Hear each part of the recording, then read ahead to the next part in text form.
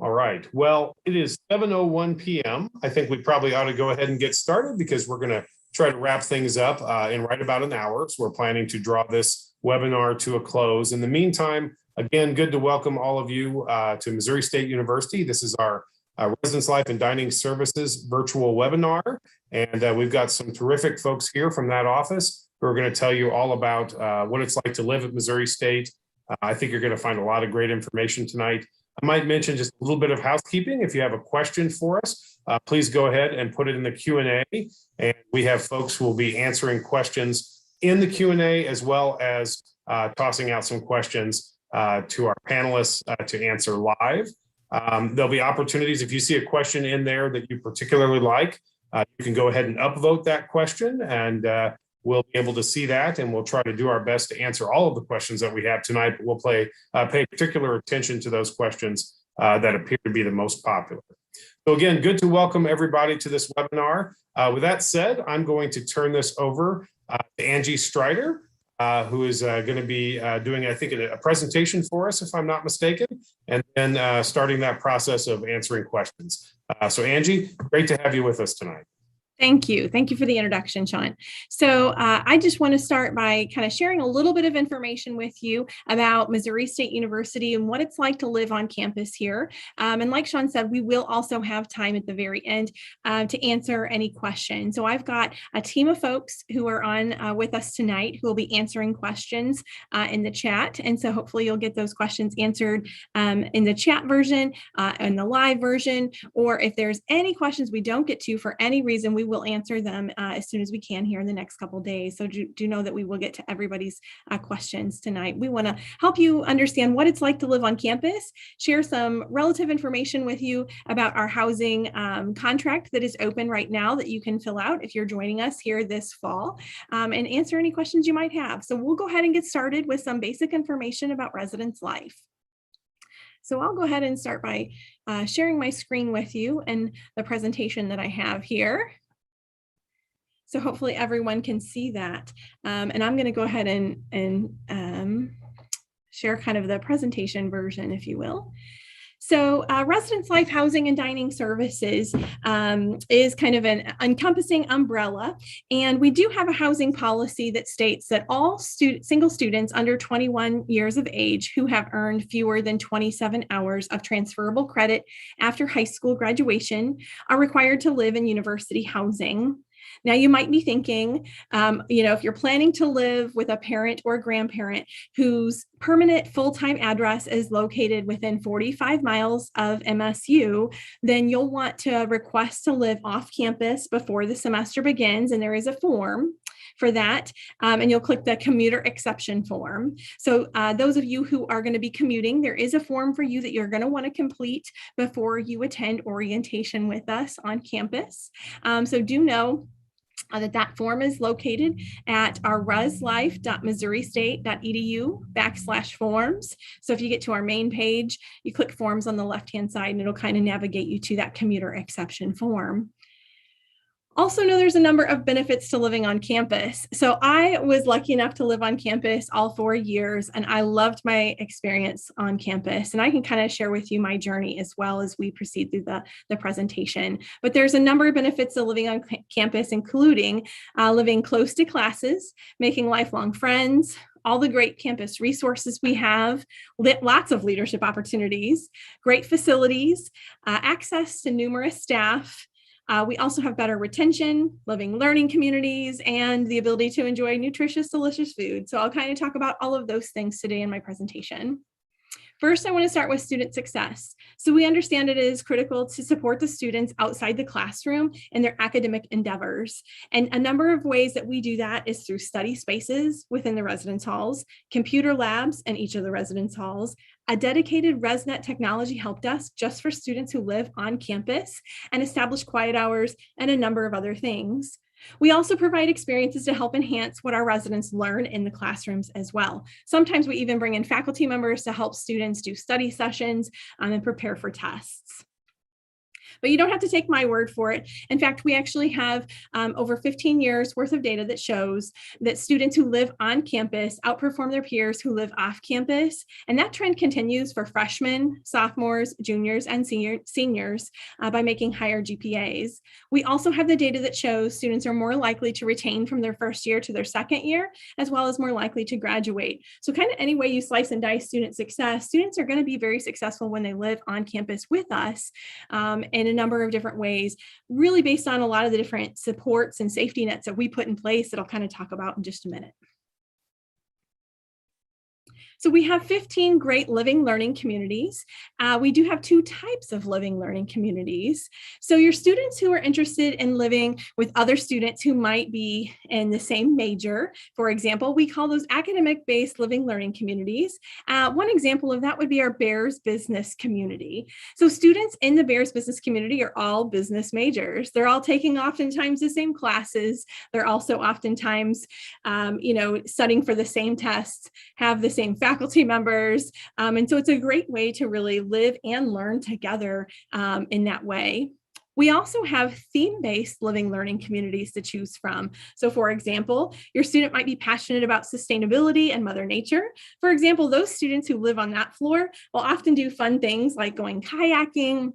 Of course, they pick up along the trash along the way when they're going kayaking and things like that, but do really fun things. We also have, for example, a themed-based LLC called Creative Minds. Now, the students on Creative Minds might be, musically minded. They might be graphic designers. They might come all different types of just creative types, if you will. But they do lots of fun things like going glass blowing and really doing a number of really cool opportunities just to engage and kind of keep things fresh. But essentially all the programming efforts that happen on those communities are really surrounded around either the theme or the academic environment to support the students outside the classroom in their learning. There's also a number of ways to get involved on campus. So the first opportunity is the Residence Hall Association.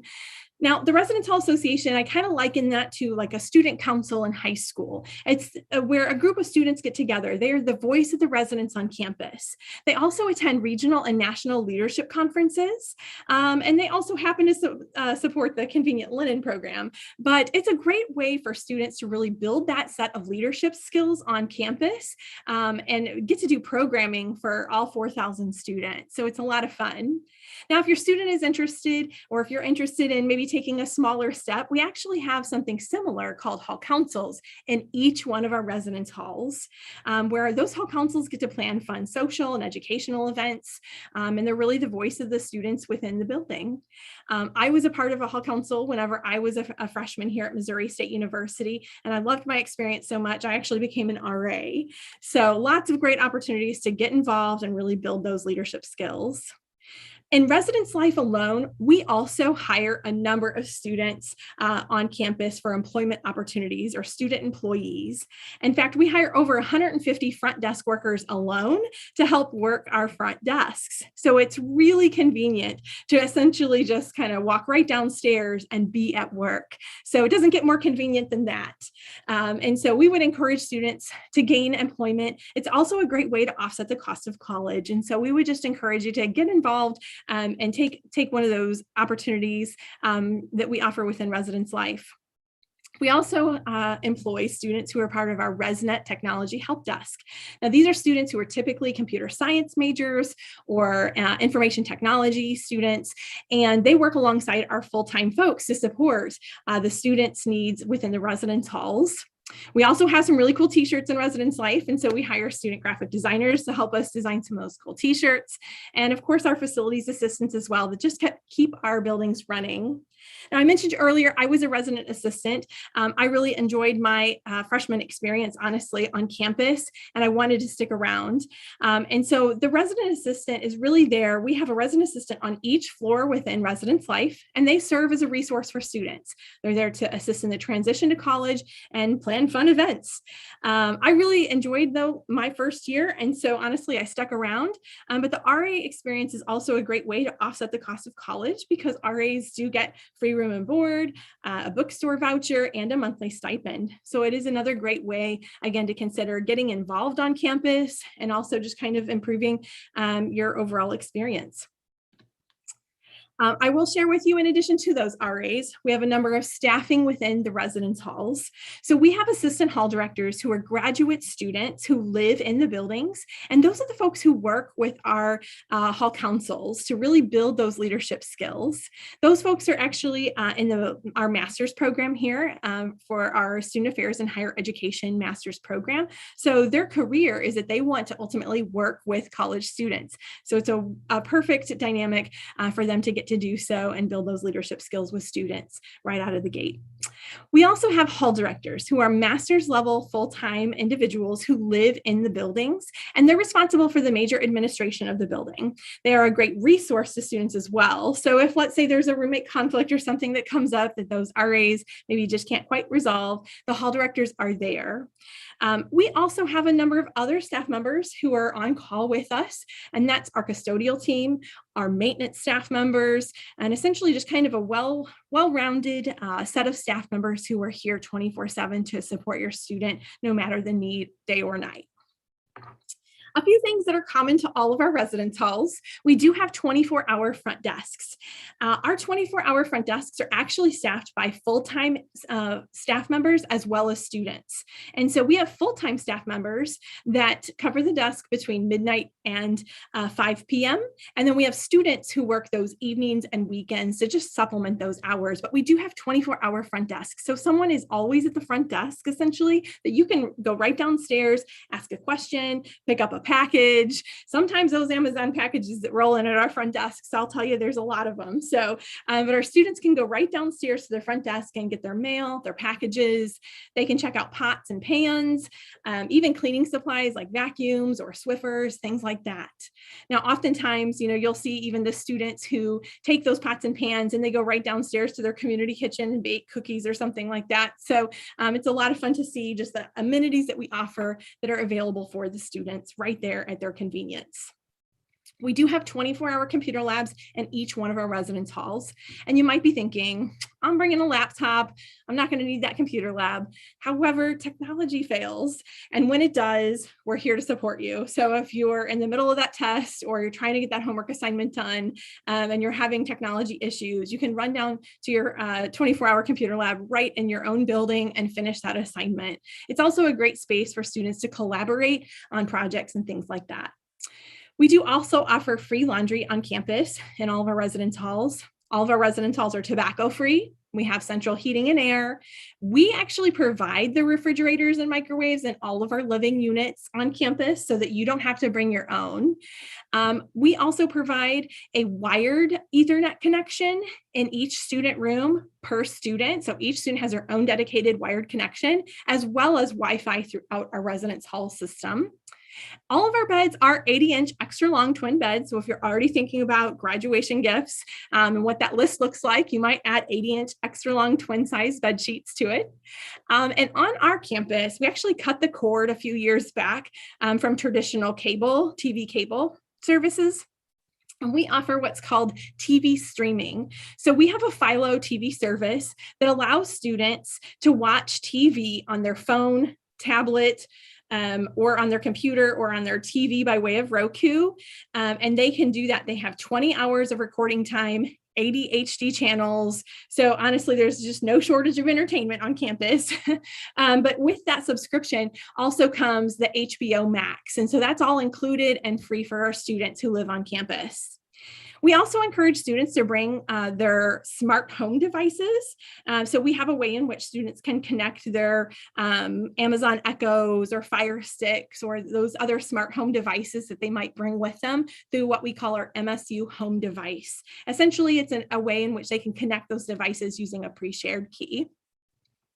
And we have a number of ways that you may have the opportunity to engage with our campus. And so know that you are able, if you are, let's say, local and want to do a little walking tour, or you happen to be on campus, we do have essentially kind of large designs in each one of our residence hall front windows, where you can just walk campus and kind of see pictures, room layouts, and kind of the basic information about each one of our residence halls.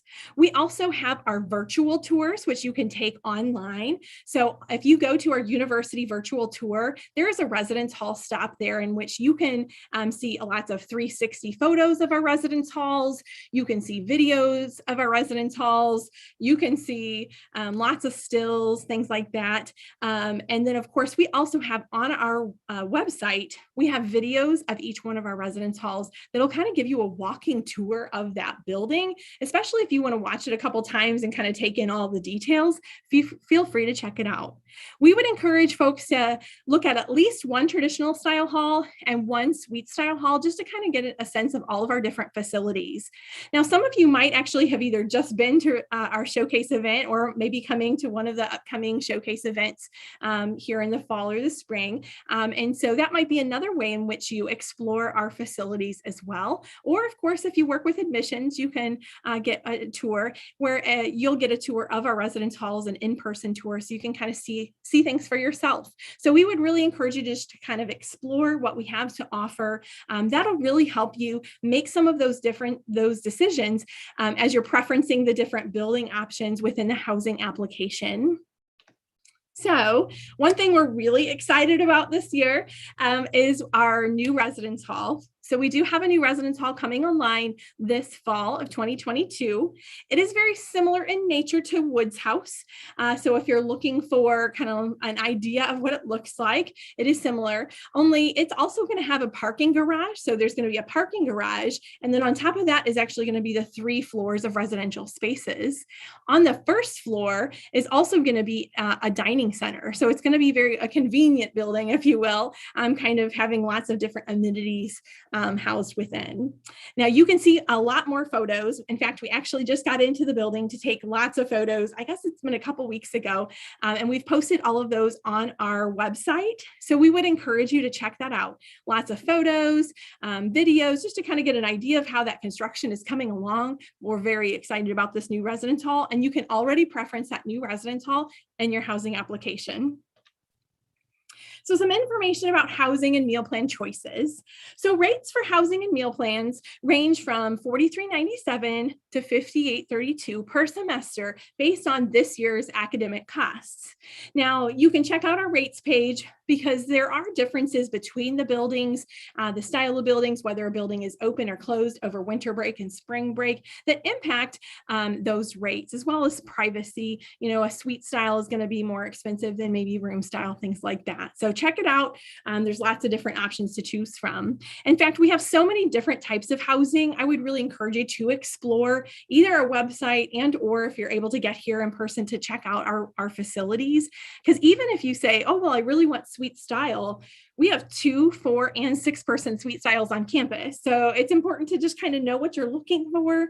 Make sure you apply early so that you can get those preferences locked in.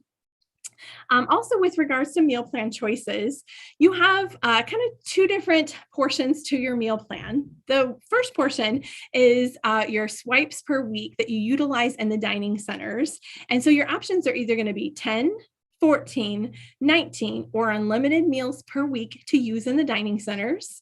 And our dining centers are all you can eat. So they're a great option. You know, some of us actually just ate at the dining center tonight. And so they had roast beef and it was delicious. But know that essentially, you know, they've got lots of options in the dining center. It is all you can eat and a wonderful option. And you can choose whether you want 10, 14, 19, or unlimited swipes. Also, the other part to your dining center meal plan is going to be what we call dining dollars. It's a declining dollar balance that's used in the retail locations such as Chick-fil-A, Panda Express, that kind of thing. So your options there are going to be $165, $215, or $280. Know that you do get some bonus dollars with that. So if you sign up, let's say for the $165 option, our Chartwell's vendor is actually going to give you $181 to spend in our retail locations. So there are some bonus dollars that you get with the dining dollars there. Now keep in mind, you must be admitted before completing the housing application. Coming fall 2022, the housing application actually opened November 1st at 2 p.m. So if you are coming to join us this August, you can already complete the housing application, but you do have to be admitted first. And you're going to need to have access to your my.missouristate.edu portal. And so essentially you'll go to your my.missouristate.edu. There is a campus life tab. And then under the housing section, you'll see a link called complete application.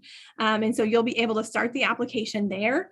And know that to have a complete application, you do have to pay the $100 housing deposit.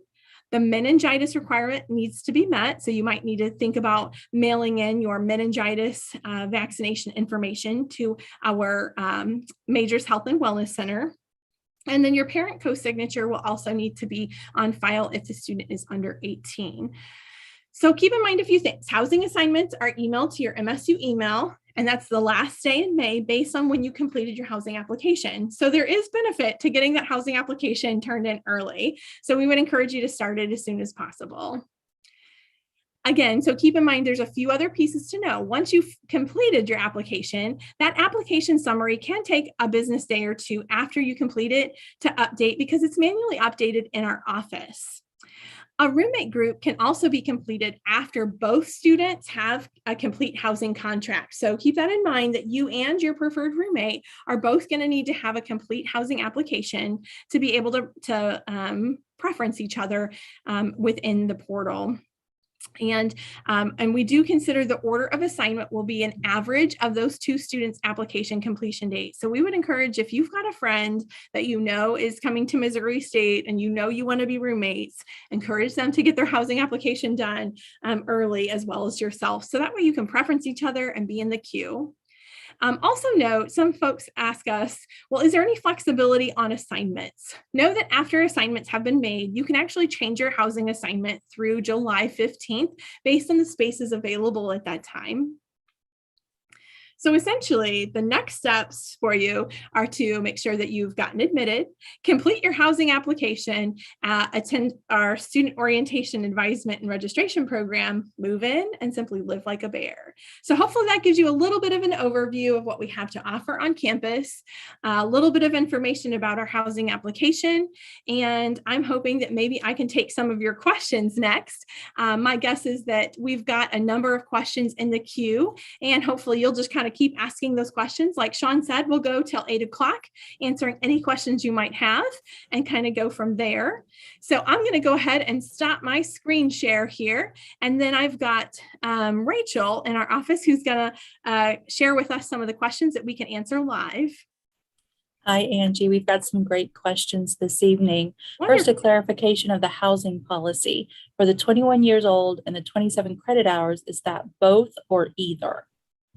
Good question. It is either. So you either would be, if you are over 21, you would not need to live on campus, or if you have, again, earned those 27 credit hours post high school graduation. So keep in mind that those dual enrollment credit hours that you are earning during high school are not going to apply to those 27 hours. But sometimes we do have transfer students that come in that have 27, or more credit hours. Okay. Another one, can you pick suite mates?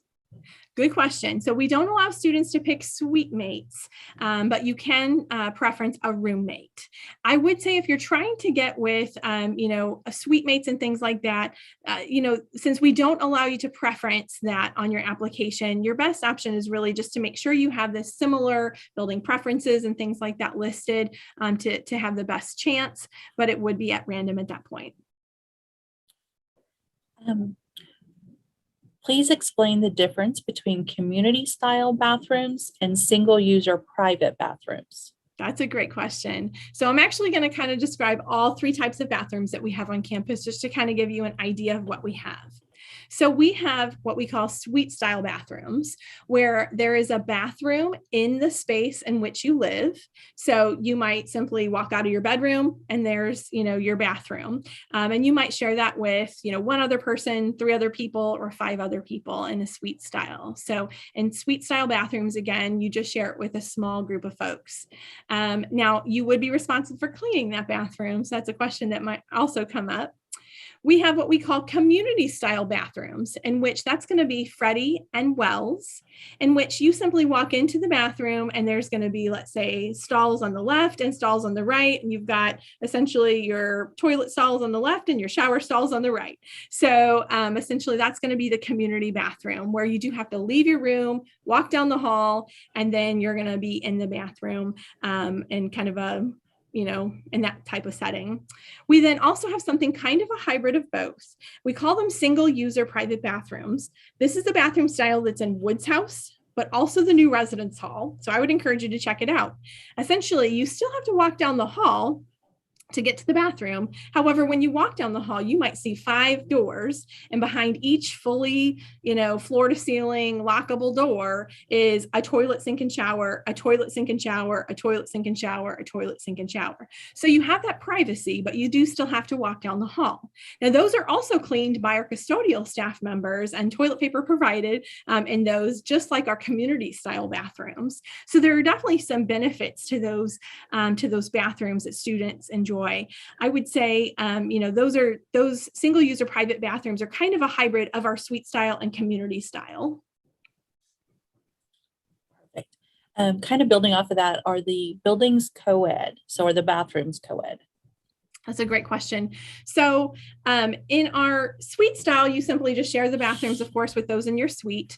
In Freddie and Wells, the floors are by gender identity. So you're not going to be sharing, those community style bathrooms with someone of a different gender identity per se. And then our single user private bathrooms, because the bathrooms are essentially just, although they're down the hall, each bathroom is individual. You might be using the bathroom, a couple doors down from someone who is a different gender identity than you. How do you know which residence hall each living learning community will be living in?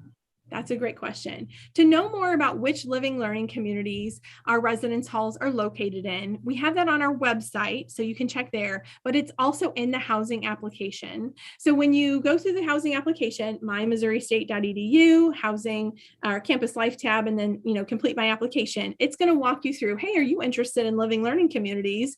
Here's the living learning communities, and here's the buildings they're in. So you'll be able to see it at that time. Now, I will tell you that if your living learning community is a priority to you, we do ask the question. It says, what is the most important thing to you? And, what you're going to want to keep in mind is that that question might be answered with, my roommate is the most important thing to me. Then that's what we're going to focus on. And if you say my living learning community is the most important thing to me, but your preferred roommate isn't eligible for that LLC, then there is a chance that you would then get split up, because if you say your most important thing is LLC, then that's what we're going to focus on. Or if your building preference is your most important thing, then again, that's what the computer focuses on whenever it's trying to make those assignments, is it's really going to see if it can kind of make, the assignment utilizing that information. As far as roommates, how are they assigned? I don't want a random roommate. Oh, good question. So a couple things to note. If you have a roommate preference, again, once you both have complete housing applications, you can go in and preference each other. We do only make roommate matches of those that are mutual. So where you both actually say, yes, I want this roommate, and the roommate says, yes, I want this roommate. So we do only assign students together who have mutual roommate preferences. So do know that piece. But you ask about the random roommate. I will tell you, if you don't know who you want to room with, it's not quite as random as we say it is, or what we maybe describe. So when you're filling out the housing application, application, you're going to answer 20 roommate matching questions. Questions that ask, do you stay up late? Do you get up early? Do you live a little more clean? Or, maybe not so much. If you answer those questions, the computer is going to be looking for other students who have the same preferences as you based on your building preferences, but also who answer that question or those series of 20 questions the same way as you do. So it's going to be looking for the best match a student. So it's not quite as random as maybe we say it is. So do know that the computer is looking essentially to, develop that algorithm to make sure that a student is living with someone who answers those questions very similarly. Okay, so my partner and I are transgender individuals, and I was wondering if there's an option for us. Also, would it be a 2 or 4 people in a dorm room? That's a great question. So I would say you might look into our gender inclusive housing option. So when you're completing the housing application, you'll actually see an option that is gender inclusive housing. What that means is that we don't look at your gender whenever we're making those housing assignments. We are truly only looking at those roommate matching questions and or if you have a roommate preference. And so I would really encourage you to explore our gender inclusive housing option, our gender inclusive policy. And also when you select that option, you're going to be sent some information and some additional resources as well on campus that you might just want to explore. If you have any specific questions about your housing assignment with regards to students who identify as trans or they're just looking for a gender inclusive environment, feel free to reach out to me personally, and I am happy to make sure that we work with you so that you feel comfortable in your living environment. If you are married and a freshman, what are my living options? That's a great question. So if you are married, we do have exceptions for students who are married, and you would work with our office. There is a form for that essentially, in which you would need to provide documentation. But if you're looking to live off campus, then that is an exceptions process that you could pursue. However, if you're looking to live on campus, then we would want to work with you to make sure that we're meeting your needs. And so again, I would probably have you reach out to our office to make sure that we can, see what we can do for you. Now, we don't have any specific married housing on campus, and so I would say we might have to just look and see what our options are so that we can make sure that we're taking care of your housing needs. Perfect. Do you have a roommate finder app to find other students to possibly meet before move-in? That's a great question. So we are working to implement, it's called Zimi. You may have heard of it. Some of our students are actually already on that platform. And so that is something that we're working to implement right now. And so, I would encourage you to check that out. I know that once we have it formalized and everything is in place, you're going to be sent an invitation to participate in that so that if you're looking for roommates, you can kind of explore what other students are looking for roommates. It's more of a social app, so you'll be able to engage with those students through that platform, that Zimi platform, and be able to find other students who maybe have similar interests as you, and find out some of those same kinds of roommate matching questions. Do you stay up late? Do you get up early? Those kinds of things. And so you'll be able to then find other students who are also looking for a roommate at that time. So again, we're still kind of working on generating that platform, and then students will hear about that through our admissions team. So I would make sure to check your email if that's something you're interested in so that you know exactly how to connect with others from our school. Great. Where on campus is the new residence hall located? Oh, great question. So the new residence hall is located just off of Holland Street, and it's actually pretty close to Glass Hall, if you're familiar with that.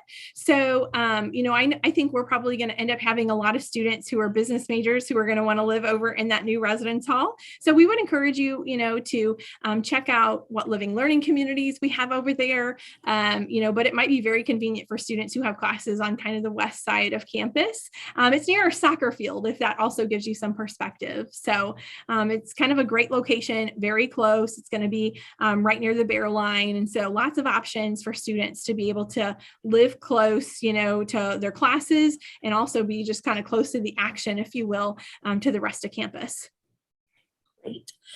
Also with the new residence hall, can freshmen live in that building? Oh, absolutely. Yeah. So all of our residence halls have some upperclassmen who live there. Usually we have a floor or two, sometimes a few floors of our upperclassmen students, but our first year students can preference and live in any of our residence halls. And that does include the new residence hall. So we will have, I think, a couple floors of upperclassmen students who are living in the new residence hall next year as well. But it is going to be a majority actually of first year students who are going to be living in the new residence hall. So you'll be able to preference the new residence hall whenever you're completing your housing application.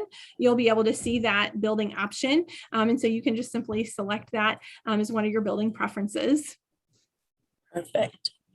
Can I live with my older sibling off campus? Yeah, good question. So unfortunately, you aren't able to live with an older sibling off campus. Our commuter policy really does focus on those who are living with a parent, legal guardian, or grandparent within 45 miles of campus. But unfortunately, older siblings or cousins don't count within that commuter policy exception. Perfect. If you sign up without having a roommate request, but later you find someone that you'd like to room with, can you change that at any point? Yes.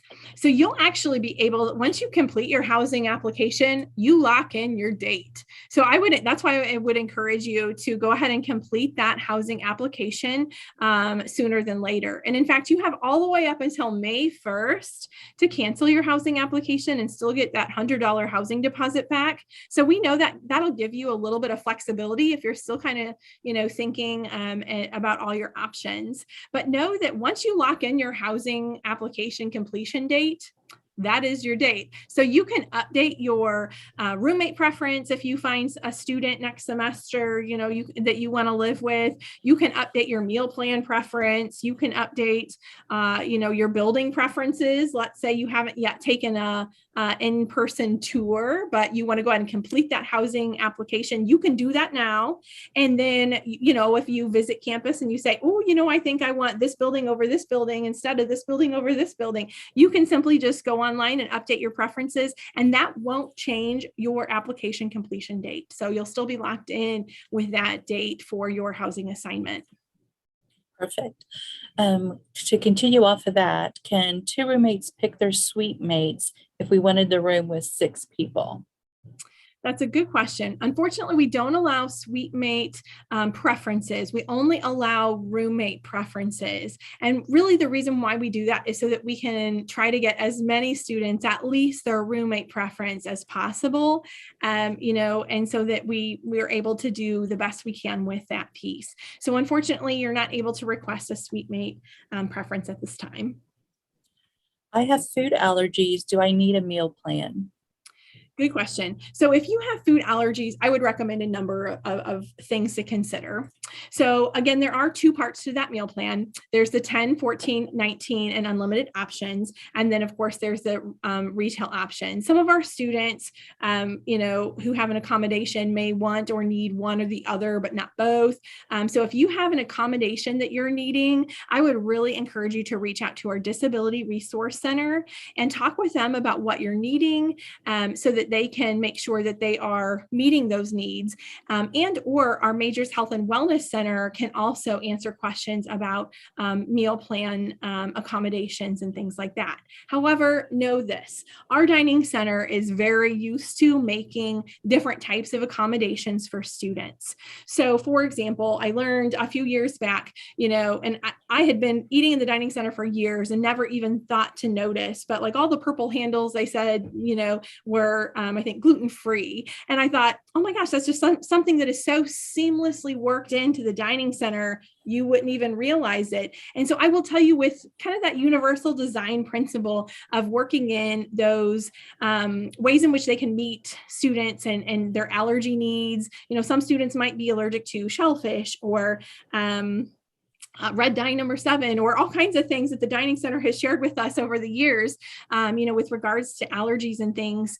I will tell you that they are very used to working with students with food allergies. They wouldn't be good at their jobs if they weren't, right? So know that our dining center is really great at working with students to meet those needs in a number of different ways. I would encourage you, whenever you get here, essentially to reach out to the manager of that dining center, have a conversation with them about like, what are your needs? And then that way they can point out to you, okay, these purple handles, this is what this means. Okay, oh, you're looking for, almond milk. Well, we have chocolate milk, almond milk, and regular almond milk, and all these options, over here. Or here's the My Pantry that has specific, lactose intolerant options, or hard-boiled eggs, or whatever you might be looking for. They can essentially point you in those directions so that you know and feel comfortable with the options within your dining center that might otherwise seem seamless to someone who's not looking for it. So I would definitely encourage you, once you get here, to just talk with the manager so that you know where to look for the options that you need. But if you do have an accommodation that you're like, I have an accommodation, it is very specific, I would either reach out to our Disability Resource Center or our Majors Health and Wellness Center to talk through those dining options for accommodations so that you can make sure your needs are met across the board. Perfect. A few more dining questions here. Which residence halls have dining halls? Yes. Okay. So our residence halls that have dining centers are going to be Blair Shannon. So there's 2 towers to Blair Shannon, and the dining center is in between. And then we have between Hammonds and Hutchins, the Garst Dining Center is in between. And then the new residence hall is actually going to have a dining center as well. And your meal plan, like your swipes per week, will actually work at all 3 dining centers. So you'll be able to, one night for dinner, go one place, and the next day for lunch, go somewhere else. And essentially, a lot of our students, they'll either look at the app or look online and see what they're serving and be like, okay, I'm going to this dining center with all of our friends, they're serving chicken nuggets or whatever, and so they all kind of get together and go where they want to eat that for that meal. So, but your meal works in all 3 dining centers, and you can, the dining centers are between Blair and Shannon Towers, between Hammonds and Hutchins, and then the new residence hall. Perfect. And do unused meals carry over to the next week or even the second semester? Good question. So let me talk about the 2 parts. So the swipes per week, you really do get, let's say 10 swipes per week. They start on Monday, they expire Sunday night. Or if you're doing 14 meals a week, 14 or 19 meals. So again, Monday through Sunday, they don't roll over from week to week. So it is swipes per week. However, your dining dollars, which are the dining dollars you utilize in the retail locations like Chick-fil-A, Panda Express, Starbucks, Freddy's, over in the Plaster Student Union, those are the ones, your dining dollars do roll over from fall to spring, but not beyond May. So essentially in May, they go away is an easy way to kind of think about that. But I will tell you that your students don't usually have trouble spending their dining dollars because we have some really great options in our Plaster Student Union for retail. So also keep in mind about the dining center meal plans and things. A lot of times we get questions about, well, which meal plan should I choose? Know a few things. That's not a huge decision to make, and I'll tell you why. Because you can, at any point in time throughout the year, you can increase your meal plan, and you have the first 3 weeks of school to lower that meal plan. So do know that, and there's not that much of a difference between some of the meal plans. Like I think there was less than a $20 difference between the 10 and 14 meal plan all semester. So keep in mind, it's not a huge decision there. And then you can spend the first 3 weeks of school going to your classes, kind of getting into a routine, seeing how many meals you eat, adjusting your meal plan at that point in time, and then feeling good about the rest of the semester. So don't feel too locked into that meal plan choice. We've definitely got options and flexibility in that for the first 3 weeks of school. Perfect. And then are the dining centers open Sunday through Saturday? Sunday through, yeah, yes, they are open 7 days a week. Had to think about that. Sunday through Saturday. They're open 7 days a week. Essentially, our Blair Shannon is typically open from 7 to 7, Monday through Friday. Garth Dining Center is 7:30 to 7:30. We also have what we call after hours, which runs from 9 to 11, Sunday through Thursday. And then you might be wondering, well, what do the dining centers look like on weekends? On Saturday morning, our Blair Shannon Dining Center is open for breakfast. Our Garth Dining Center is open for lunch, and both dining centers are open for dinner on both Saturday and Sunday. So there are meals truly on campus 7 days a week. So there's usually no shortage of food options. So, and then we've got retail vendors that are open till as long as the PSU, the Plaster Student Union, is open till sometimes I think 11 o'clock at night. So there's definitely no shortage of food for our students. Great. Will the roommate questionnaires be taken into consideration when assigning suite mates? Yes. So we do also, so the computer essentially is looking at those building preferences, roommate matching questions, and all those details within your housing application to best match a student and their roommate if they don't already have a preference, but also those suite mates. So then that way, hopefully, when students get matched together in, let's say, a 6-person suite, they've at least answered some of those questions in the same way. So hopefully they'll run into a few less roommate questions or conflicts along the way. Great. Are there parking lots near every building? Great question. So I wouldn't say there's parking lots near every building because some of them, our campus is pretty compact though. So comparing our campus to others, honestly, our parking is relatively close to some of our residence halls. Essentially, if you live in one of our like South Side buildings, that's going to be like Freddie, Wells, Woods, and Blair Shannon. Those buildings, those students get a green parking pass. And then there's green parking lots that are closer to those residence halls. Then on kind of what we call like the north side of campus, essentially like Hutchins, Scholars, Sun Villa, those buildings, those students are going to get a red pass, and the parking lots that are near those buildings are red parking lots, so that you are able to kind of park closer to your building, but based on like the side of campus that you're on, if you will. And then the new residence hall is actually going to have assigned parking. So if you have a parking spot in that parking garage in the new residence hall, that parking spot is yours. So that's going to be a great benefit to the new residence hall that I think students are going to be thrilled about. So absolutely. Do we allow emotional support dogs or animals in general? Yes, we do. There is a process for emotional support animals to go through an approval or accommodation process. So students who are interested in having an emotional support animal on campus do need to start with the Disability Resource Center. They'll reach out to our Disability Resource Center and work with them to provide the documentation that they request. And then we kind of go from there. Then the Disability Resource Center will let us know which students are able to have those emotional support animals live with them on campus. Yep. If you decide to join a fraternity or sorority, can freshmen live in the fraternity or sorority chapter house? Another great question. The answer to that is unfortunately no, though. We do support our fraternity and sorority life students who want to move into their fraternity or sorority life house their second year in a number of different ways. But our first year students do need to live on campus, and our fraternity and sorority life houses are not considered on campus. What are the rules on campus for alcohol if you're 21 or older on campus? Good question. If you are over 21 years of age, you would actually be eligible to live in our apartments. And so our apartments are Monroe and Sun Villa. So if you are eligible for those apartments and you're over 21, you're going to see those options also in your housing application. And in our apartments, like in Sun Villa and Monroe, we do have a more flexible policy in which students who are 21 can have alcohol in their apartment. And there's a few more details with that policy, but essentially you can have alcohol in your apartment. And so you would see those options for Sun Villa or Monroe if you're eligible for that at the time in which you apply for housing. Great question. Are incoming transfer students eligible for the apartments?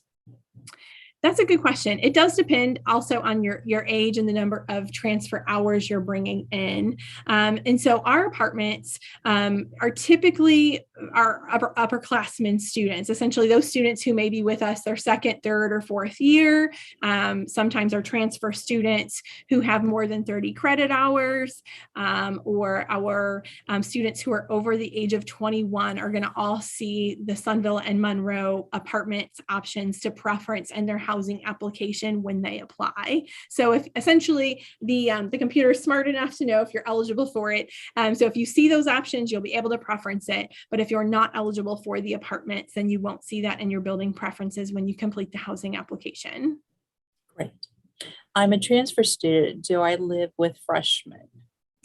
That's a great question. So you might actually consider a couple options. So we actually have a transfer student LLC. So if you're like, you know what, I've been to college before, I just haven't been to Missouri State before. We've got a living learning community in which you'll be in the same situation as all the other students on that floor. So we have a transfer student LLC called Transitions that you might explore and your options when you're preferencing your buildings and LLC options. But also our transfer students, if you are a first-time transfer and have fewer hours, then you may be put on one of our first-year floors. If you are a transfer student and you have, and let's say you're 21 years of age or older, you're going to see and be eligible for upperclassmen floors. So again, within our buildings, we have upperclassmen students or like second, third, and fourth year students, transfer students that live in all of our buildings, but we also have first-year floors. So those floors are separated. And so you'll be able to see those floors that you're eligible for when you complete the housing application.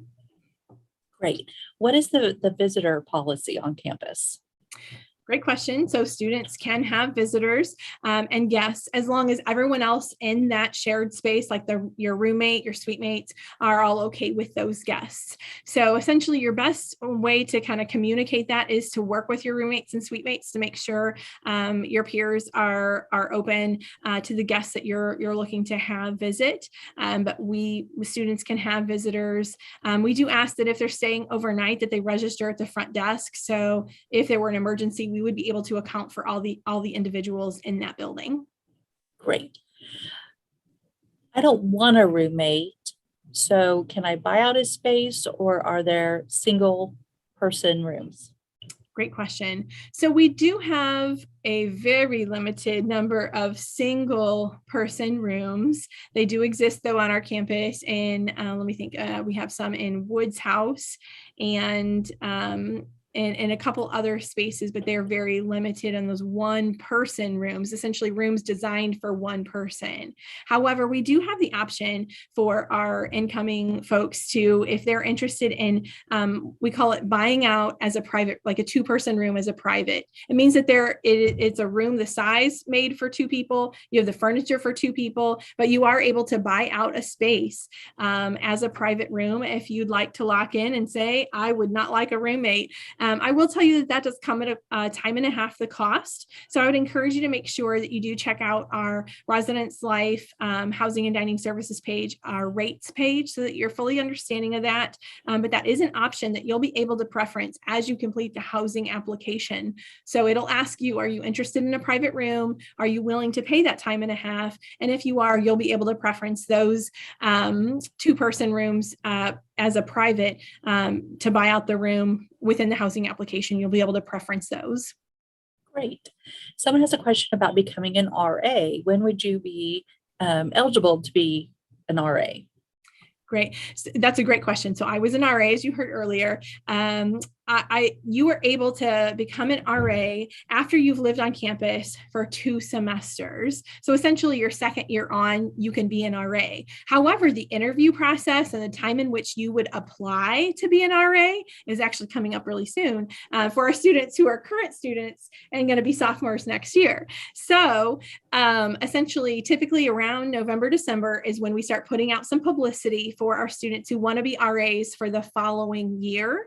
And And that process kind of runs from like November to late January. That's kind of the application period for, again, that following year. You do have to live on campus 2 years. You do have to have a certain GPA. There's certain requirements. You can find all that on our website. And so it's on our Become an RA website within our Residence Life web pages. So you can find that information for the requirements. But again, look for application information typically between November and the end of January for that next year. That's a great question. I loved my experience being an RA. So, do the halls have elevators? yes, all of our residence halls do have elevators. However, I do want to point out that in Freddie, the elevator that they have is a service elevator. So it is only really available during move-in and move-out times. Since it's a service elevator, our custodial staff members have to use it to utilize it for like trash and removing trash from the building. So unfortunately, in Freddie, it's only a service elevator, but all of our other residence halls do have elevators in them. Great. Can I bring my pet lizard? Good question. So the only pets we allow are fish and 20-gallon tanks. But again, kind of like earlier, if your lizard was also an emotional support animal, that's when you're going to want to go over to the Disability Resource Center and make sure to talk with them about a possible accommodation for an emotional support animal, which is different than a pet. Right. If you're not able to park close to your building, how is the safety on campus and walking to your building from the parking lot? Good question. So we have a number of different safety features in place that you could consider with regards to, if you have to park in a certain parking lot or something like that. Know a few things. One, we have what we call the Safe Walk program, where you can call our public safety office on campus and an officer will meet you and they will walk you from, if it's class, like your classroom building to your residence hall, they'll walk you from your car to your residence hall or classroom or wherever you're needing to get across campus. They will walk you, and walk with you to make sure that you arrive there safely. We also have a blue light system on campus. And in addition to our public safety officers, like our university safety officers, their primary responsibilities are things like helping students with, jump their car if their battery is dead, or the Safe Walk program, or checking our fire extinguishers in our residence halls and buildings and things like that. But we also have a Springfield substation, which are, bona fide Springfield police officers. And they actually have a substation on campus as well. And I can't remember, did I just mention the blue light system on campus? And we, all of our residence halls, also students will be issued an access card. And so they'll have their access card to be able to get them into their residence hall. And that access card will only let them into their residence hall. And so then that provides kind of extra feature or layer of safety options for students too. So number of different kind of safety things to keep in mind. But as far as the parking and kind of getting from one place to the other, our Safe Walk program is really great, so that you can kind of get wherever you need to go, whether it be from class to the residence hall or the dining center or wherever you want. If you'd like a safe walk, someone to come in and walk you across campus. Great. Here's another question. Are there places to put bikes? Oh, bikes. Yeah. So each one of our residence halls does have bike lock storage, if you will. So like the bike racks, out in front of the buildings. Each one of our residence halls has that. Some of our residence halls, it's like in front of the building. Some of it's behind, some of it's on the side. So like each one, the location of the bike racks are a little bit different for that residence hall. But we do have bike parking, if you will, bike racks in front of all of our residence halls. In addition to, we've got the bike racks at all of our academic buildings that you can park your bike at as well. So I would encourage, and I think our university safety team also encourages the U-lock. So if you're bringing a bike, think about getting one of those like U-shaped locks. And in fact, I think this year, and I'm not sure how long the program will go on based on funding and things, but this year they were even, our university safety team and our safety officers were offering free U-locks. So you might look on their website and see how long that program, how that program works.